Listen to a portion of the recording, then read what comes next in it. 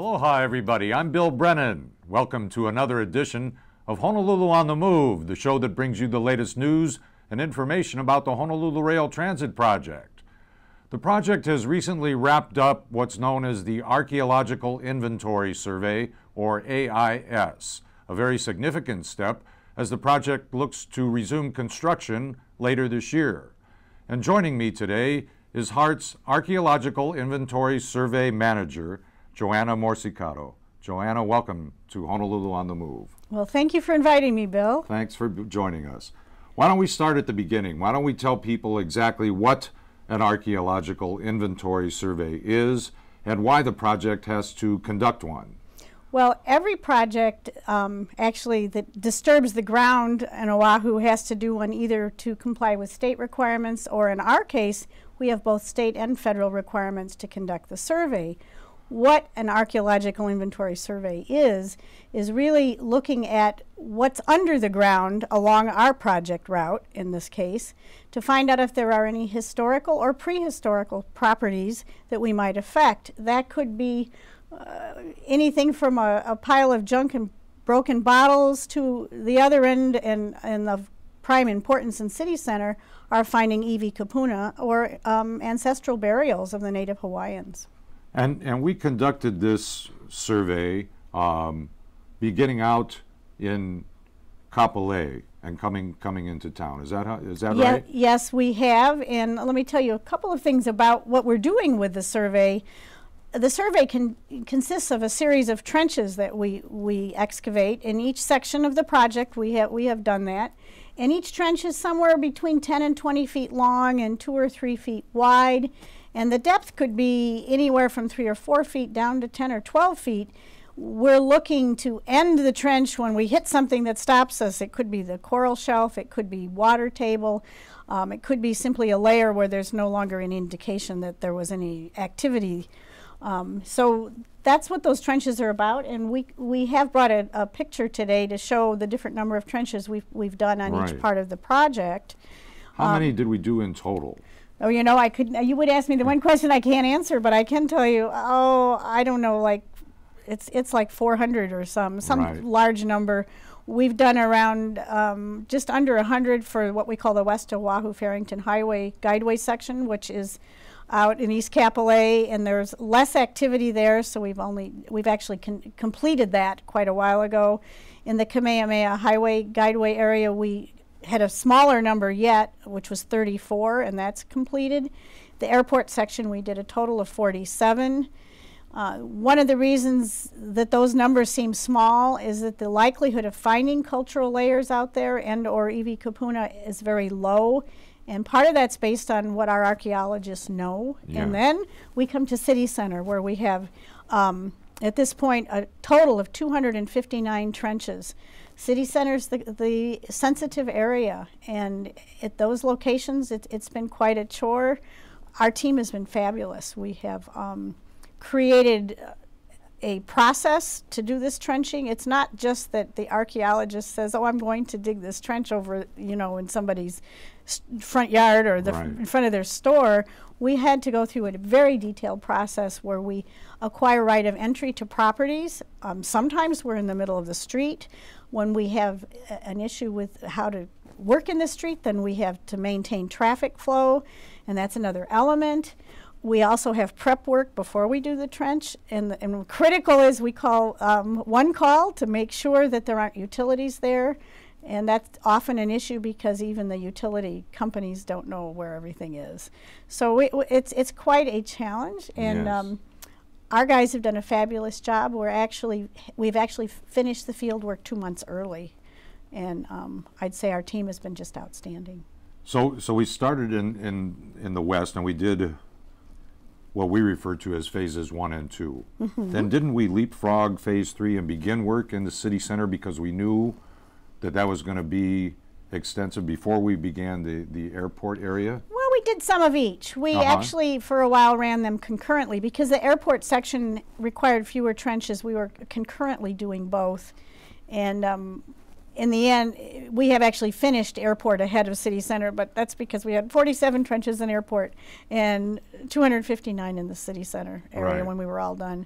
And I'd make a comment, I'm sure people have heard, where our original trench number for city center was 232. Correct. We added an additional 27 trenches because based on what we found with the first set, we worked with the State Historic Preservation Division, and they suggested we get a little more data in some locations. So that's why we added some on.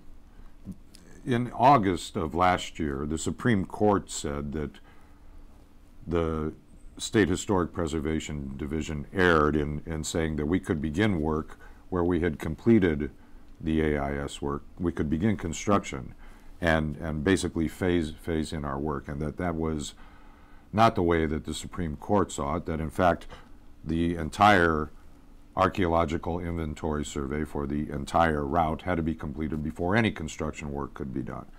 So we took steps to accelerate the work that was already going on in City Center. Describe what that was like. Well, that's had many faces, and we're still doing that. The first aspect of that was getting the trench field work done for City Center, and as I said, there were all of those steps that we had to go through. We put a number of extra staff people on so we could get rights of entry for properties. That's not always easy. Right. We had started out at kind of a slow level when we didn't know we had to do this in a hurry. We were only doing a few trenches a week, and we found that our guys could do 15 to 20 trenches a week, and we got right on it and finished the field work, as I mentioned earlier, 2 months early. At this point, what's going on is we're in the middle of writing what we call our AIS survey reports. And these reports are no small item. We're guaranteeing at this point that our consultants and our team will get this done by the end of March. And what we're talking about for City Center is 2,500 to 3,000 page report. That covers what? It covers an individual small write-up on all 259 trenches, and includes recommendations on whether we need to do more field monitoring during construction. And it's quite a lot of detail. They also send the certain samples out to other laboratories to do radiocarbon testing to confirm age of sites. And so there's quite a lot of detail there, and Cultural Surveys Hawaii is really working hard to help us meet this goal. Cultural Surveys Hawaii is a private company that the project has contracted to do this archaeological work. That's correct. That's a company of archaeologists, basically. Basically, they're very excellent at their trade, and they work all over the island, and they are from here. And sometimes people say otherwise about our big project, but those folks had to come from Oahu, and they know their way around. They know what they're looking for, and when you do a given trench, it really tells a story. And I'm not a very highly trained in archaeology. I took one class too many years ago. but really, when they dig down, the first thing that happens is they usually are taking a big chunk of asphalt off the top of the trench because they're in a street or a sidewalk, and then they go down and they look at what the layers are. And there's certain areas of sand. When they hit sand, that tends to be the cultural layer. Above the sand, there may be what we call a fill layer. And I know everybody in Oahu, especially on this side of the island, knows around Waikiki and Kaka'ako, there is a lot of fill. Yes. The original coastline isn't where it is today. Correct. So this fill material was pulled in, and it has all kind of things that really weren't relevant to the exact location we are. So that goes in. We pull that off when we do the trench work and look the next layer down, usually, and there's our chance to find what we call the cultural layer, which is often in sand. And that's the layer where we often will find burials. And they're in the news all the time, and that's what's going on when that happens. So we have this whole process that we have to go through with each one of these trenches, and that helps us to get more information for our project. I guess I can go on and tell you many things about this. Well, let me get in there real quick, because we mentioned Cultural Surveys as the architectural contractor for the project. Archaeological. Archaeological, I'm sorry. Yeah, thank you. But they work in concert with Royal Construction does all. Yes. They do the physical work, and the archaeologist stands there and watches and hops in and out of the trench and looks at the details. Right. But Royal runs the heavy equipment, and Right. they're a local firm also, and Yes. they've been very excellent on their support of that part of the project, and I should say in our endeavor to meet our tight schedule and to not conflict with traffic patterns or shoppers, because we're in the heart of areas in downtown and edges of Kaka'ako and so forth. Right. They're frequently working all night long. Yes. So it's been quite a dedication for all the groups. And when we asked those companies to accelerate the work so that we could get it done 2 months early, as you mentioned, and try to shorten the timetable that have a hold on construction, they were able to step up and deliver that. Yes. Yes, they have. They've both companies have really done an outstanding job for us. And I shouldn't not also acknowledge that we work with what we call our general engineering consultant, Sure. and that's Parsons Brinkerhoff, and their team has provided a lot of the umbrella over the different contracts for us, and we have additional players that go out in the field from PB, and they've also been there all night long when they needed to, and put some long hours in. And our safety manager, Tracy Lawson, has also been Yes, out there yeah. and done a just meticulous job of making sure everybody's okay. And another group that comes to the site we have initiated a program for cultural monitoring. That was going to be my next question. And that in itself is an interesting aspect.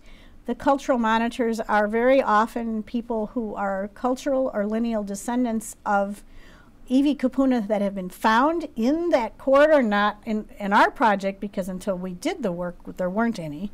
But they have a pretty strong connection from the Hawaiian community to the project, and we have trained 22 monitors, and they alternate. We put 2 on a trench typically. And so they're also out there, and they're dedicated. They do the same thing. And what is their role?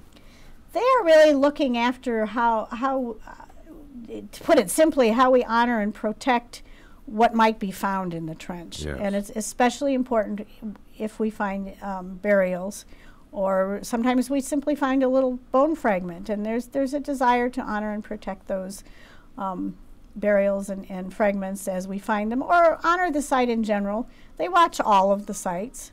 And this is also not a only in Hawaii activity. There are cultural monitors on the mainland that do the similar kind of thing, Sure. where there are indigenous cultures, First Nations or Native American cultures that also have concerns. So it's a practice that HART has initiated, and we will have another program put together to do a project-wide cultural monitoring as we re-enter construction. Right. in the fall. I was going to say we're going to carry this cultural monitoring program that was instituted during the AIS and carry it over into the construction phase when we resume later this year. Yep. What at a handful of sites, there was found some human remains. That's true. Yes. And what happens then? I know there's state law and that we have a certain protocol in place that we established even before we started digging. So describe for us what happens at a site when human remains are discovered. When the find first occurs, there is an effort put out by the archaeologist, and now when we have cultural monitors on site too, to protect what we find. The cultural monitors will also often do a pule or blessing, depending on what their background is, and so and that's for protection, sometimes for themselves and the workers, but also for and honoring at the site.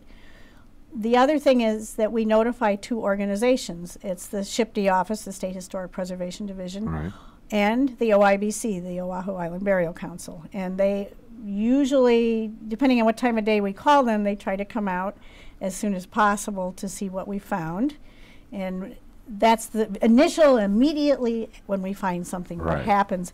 That property or that location is then protected while All everybody... work stops. All work stops, Yes. and there's consultation immediately with those 2 organizations. Sometimes we do a little bit more effort on the side of where we find something. Other times it's very, very careful not to hurt anything. And we're honoring all of them at this point. And what has to happen next is a little more complicated, and that's that there is a process with SHPE and the OIBC for them to decide, are these burials or are they not burials, and then what do we do with them? Do we bury them in place, leave them where they are? Does somebody want them moved somewhere else? And the part of this process is that we do outreach to the lineal and cultural descendants based on the Ahapua'a that the project that slices through the project. And I don't know, do we have that map available? We do have a map showing the various Ahapua'a that and they're kind of that's where the connection comes from, the lineal and cultural descendants. And those, each one of those runs Mauka from the mountain to the sea. Correct. And all of our finds have been in the Honolulu Ahapua'a. It just happened that that is the case in this part of the AIS. Anyway, we outreach to the lineal and cultural descendants, and they have a say-so if it's a burial, what happens to it. And in our case, in the case of Hart, we have made a commitment, regardless of what happens to the designation of the find, that if it's necessary, we can design our project around all 6 locations. That is not determined yet, but Hart has certainly been supportive of the possibility that our commitment is that we can avoid those if it's necessary. Right. And there are many of the descendants who are in favor of to maintain your burial in place, and not always. So to be honest, there are those who say, well, you know, can we go to the watershed where the Board of Water Supply has peaceful place and move them? Or, gosh, you know, this burial's out in the middle of Punch Bowl. Do you really want it there? And this is not Hart's choice. Right. Hart will put that out for and them. we honor the request of those descendants in the end. Absolutely. Yes. And so we are just allowing that we know from an engineering standpoint we can avoid them as that's necessary. Yes. And so I think that's an important way for us to commit, and then the process has to be followed. Okay. As you mentioned, most of the intense work that was done in what we call the city center section, and most of the finds were in the Kaka'ako area of town. What if anything was found in the airport area or the other phases? We found no burials in any of the other phases. In a couple of cases, there were sites that were old taro ponds. A little bit of extra data might come from an archaeological standpoint. Right. And so that's part of what we have in one location, it's under the Kamehameha Highway Guideway section. We will do some monitoring there and several places along the corridor. I don't want to pick on any one. We haven't completed the report for airport yet. There may well be some more. And as I say, even the Wolf section, there's some possible areas to do some monitoring as we go forth, and sometimes some data recovery. We do have data recovery proposed at the Waipahu Transit Center, but again, it is not a burial or anything associated with it. Right. And other things that we found even in City Center, and we always make a joke, but we found an old privy, an old outhouse, somewhere in proximity to the Ala Moana shopping mall. But, you know, those things turn up, and a lot of glass bottles and little bits of things, hearths where people have burned fires before. Animal bones are not unusual, especially pig bones, because people ate wild boar. Right, right. So there's it's kind of fascinating in its own way. Yes. Every trench has a story to tell. Yes. Some stories are more boring than others because they didn't find anything, but there's a potential as they go through those layers to actually have a story. And I would say that when we're all done with this, most of that information will be available on our project website. Sure. And if people are interested even today, they can look at the complete reports for the first 2 sections. And also the plans, what we call the AIS plan for all 4 sections are up on the project website. If you think you're just going to go breeze through them, they're lengthy. Yes. So You'll see them in parts, and it takes a little while. But if somebody who really is interested in that, there's an immense amount of history involved with that and background, and it's fascinating. And it goes through a lot of the area history by Ahapua'a and or the project sections that we're looking at. So what's next as we resume construction and dig earth and do that kind of thing? What do you foresee happening down the line is in this particular area? You mean in City Center? No, in City Center, or in just all the way. Yeah, as we construct, as we dig holes to put columns in that will support the guideway. What kind of things do you foresee that way? The sensitivity depends on what our AIS report results are by section. And that's that some sections there are many, you could have 50 columns in a row with nothing exciting to worry about. And in that regard, perhaps monitoring isn't critical. But according to these reports, they will show us where we need an archaeologist on site to monitor because it's a sensitive area. Yes. So that holds true. I'm going to forecast that holds true for the first 3 sections, even airport section. Mostly we're going to have a few sensitive areas identified, and the archaeologists will be on site. Because we are now implementing a project-wide cultural monitoring program, we expect to have some roles for cultural monitors accompanying where the archaeologist also shows up. And that is not detailed at this point, so I'm being very general. Right. When we get to City Center, a little bit it depends on where you are in City Center, but they're very sensitive areas. From, maybe downtown, I'm being very generic, all the way through Kaka'ako, there are sensitive areas, especially on Halakawila Street. Right. So we have, again, we would be defining, well, exactly how do we do this? What's our, how do we guarantee that we don't desecrate a burial? Right. I mean, to me, and that's the main I think thing. that's really important. Yes. Now, there is no guarantee that we absolutely 100% won't have something happen, but to push that as tight as possible is a goal. And part of that is when we get to City Center under construction, based on the information we've gathered now from all these trenches, we have an idea. In fact, I have brought a slide that showed the different numbers of trenches for City Center that are associated with the various parts of the rail project. Well, this is important because the public goes, well, all these columns, aren't they going to have an effect? Well, in fact, the columns aren't the biggest issue because they're spread approximately 150 feet apart. Right. Well, it's not like putting the whole building footprint for some of the buildings is maybe 100 feet or something. Sure. So the column itself isn't critical. However, we are essentially for City Center trenching just about everywhere we think there will be a column, but there's 2 sets of circumstances. About 90 or so columns we have trenched exactly where they're going to be. So we have that information, and we can forecast if there's a sensitive area, if we need to do a little more when we go to construction or not. We also have trenched 100 plus utility locations.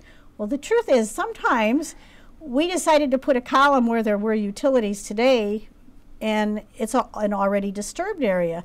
But we have to move the utilities to another location. So that's why we have this little sequencing of activities. So it's not like we left out some columns. It's that many of the columns will be built in an area already disturbed, but it causes a little more attention than to where we put the utilities. And every time we have station elements along the site. They require extra columns. They require things like elevator shafts and escalator touchdowns and stairways, and some of those required ground disturbance. So then we have that activity, or we have other buildings, our traction power substations. So we've really, in City Center, we've been very careful to try to cover as much of that footprint of disturbance as possible. Joanna, thanks for joining us today and all the insight you've provided on the archaeological inventory survey. I know it's not the only thing you're involved with the project, and you have another event coming up this month of February that you'd like to invite some people to. We have an event on February 12th. We've sent out 3,600 postcards to people in the corridor. It's on historic property preservation. If you live adjacent to our proposed transit project, you should get one of these in the mail. It's a free workshop, and it'll be an excellent opportunity to find out how you can save money or get tax breaks on a historic property. We're also sending this out around station locations, and we have about 159 property owners whose historic properties we've already identified that we sent special letters to. So it's on February 12th, and it's at HCDA, and it's from 4 to 8 o'clock. And I think that's enough of a tease to go. Hopefully we'll get some more people to come. Yes. You know? I wanted to point out one other thing that the project will be involved with, and that would be a transit-oriented development community workshop for people who live in the Ala Moana area and near what will be the Ala Moana Transit Station. That's Tuesday, February 19th, 6 o'clock at the McKinley High School cafeteria. So we hope those of you who want to have some say in housing and jobs and bicycle paths in and around Ala Moana Center turn out for that meeting. You know, we have several ways for you to stay in touch with the project, and we'd like to show you how you can do that right now.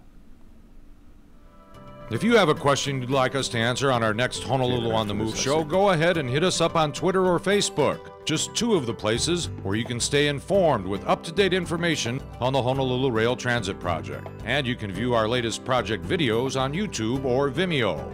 If you'd like more information on the project or would like a presentation to your group or organization, give us a call at our project hotline at 566-2299 or contact us via our website at honolulutransit.org. By the way, we've redesigned our project website. Visitors to honolulutransit.org will find it a more colorful, interactive, and user-friendly site.